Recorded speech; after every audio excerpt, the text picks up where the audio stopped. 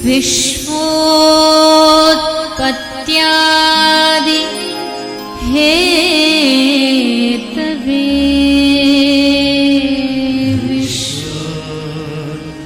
विश्वोत्पत्त्यादि Hathaway तापत्रय विनाशाय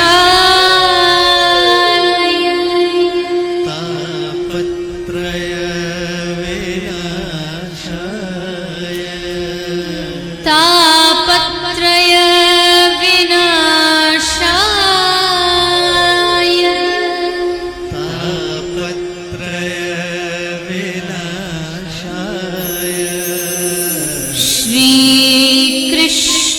श्रीकृष्णाय वयं नुमः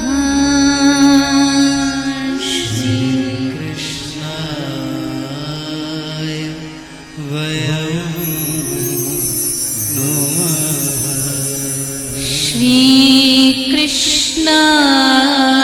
श्रीकृष्णाय वयं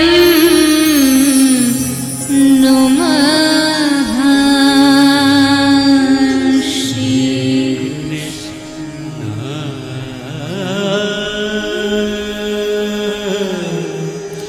वयं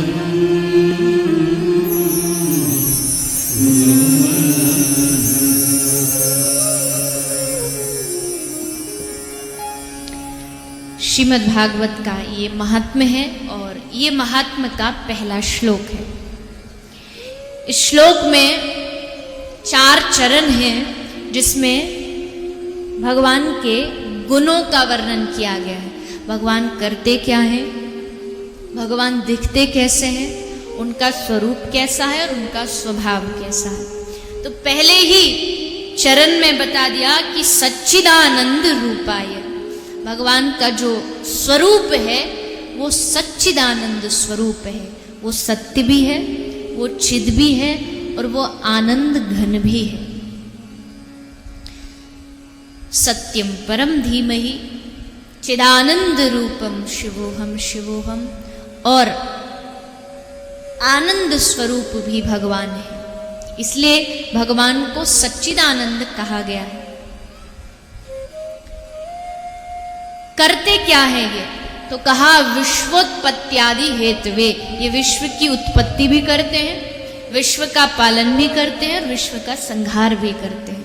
लेकिन विश्व की उत्पत्ति से इनको कोई ममता नहीं है, ये विश्व का पालन करते इसका कोई इनको अहंकार नहीं है, और ये विश्व का संहार करते तब इनको कोई शोक नहीं। ये भगवान की पहचान।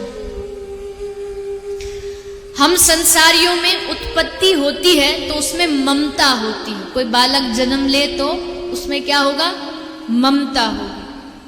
पालन में अभिमान होता है, हम घर चला रहे हैं, हम घर के मुखिया हैं, हम कमा के नहीं लाएंगे तो इस घर का पालन पोषण कैसे होगा। ये अभिमान है, ये अहंकार है।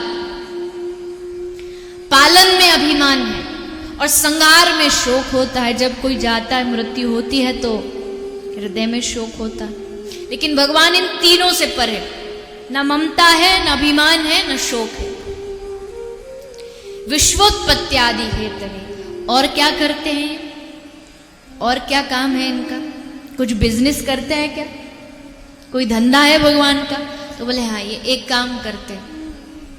तापत्रय विनाशाय, भगवान 3 तापों का नाश करते हैं। 3 ताप कौन से हैं, दैहिक, दैविक, भौतिक, ये 3 ताप हैं। 3 ताप मतलब 3 प्रकार के दुख हैं इस दुनिया में। कैसे दुख है, दैहिक, कई दैहिक दुख हैं, शरीर के दुख हैं। किसी का सर दुख रहा है, किसी का हाथ दुख रहा है, किसी का पैर दुख रहा है, किसी को जुकाम है, किसी को बुखार है, किसी को कैंसर है। ये सब क्या है, ये शारीरिक बीमारी, दैहिक ताप इनको कहा गया। किसी को तन की बीमारी है तो किसी को मन की बीमारी है। तन ठीक है तो मन में परेशानियां, मन में चिंताएं हैं, मन में बड़ी घबराहट है। एक होता है दैविक ताप, एक देवताओं के द्वारा दिया जाता है। जैसे कोई भी चीज जब अधिक हो जाती है, अधिक वर्षा, अधिक गर्मी, अकाल पड़ना, भूकंप आना, ये सब देवताओं के द्वारा दिए गए प्रकोप है। और तीसरा भौतिक ताप। भौतिक ताप मतलब चिंताएं, टेंशन, अशांति, डिप्रेशन, ये भौतिक ताप है। और इसका उपाय क्या है, कैसे खत्म होगा? केवल और केवल सत्संग से ही इसका नाश हो सकता है, केवल सत्संग। आज के समय में आदमी चिंताओं से इसलिए घिरा है क्योंकि उसके जीवन में सत्संग की कमी हो गई। अगर समय समय पर, जैसे भोजन समय पर लेने से शरीर स्वस्थ रहता है, वैसे समय समय पर सत्संग सुनने से मन शुद्ध रहता है, आत्मा शुद्ध रहती। इसलिए कहा, कोई तन दुखी, कोई मन दुखी, कोई धन बिन रहत उदास, थोड़े थोड़े सब दुखी, पर सुखी श्री राम को दास। सुखी कौन हो सकता है? जिसको भगवान की, जिसने शरण ग्रहण की है। अन्यथा तो इस दुनिया में लोग खुद भी दुखी हैं और दूसरों को भी दुख ही बांटते हैं। वो ना तो खुद खुश रह सकते हैं और ना वो सामने वाले को खुश रहने दे सकते।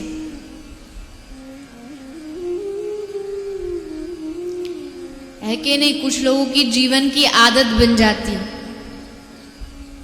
कि उनसे किसी की खुशी बर्दाश्त नहीं होती, सहन नहीं होती। वो दुखी रहे, उसमें उनको परेशानी नहीं है, लेकिन सामने वाला सुखी रहे, ये उनको बर्दाश्त नहीं, ये उनसे सहा नहीं जाता। इसलिए खूब रास्ते ढूंढते कैसे इसको दुखी किया जाए और इसके सुख को छीना जाए।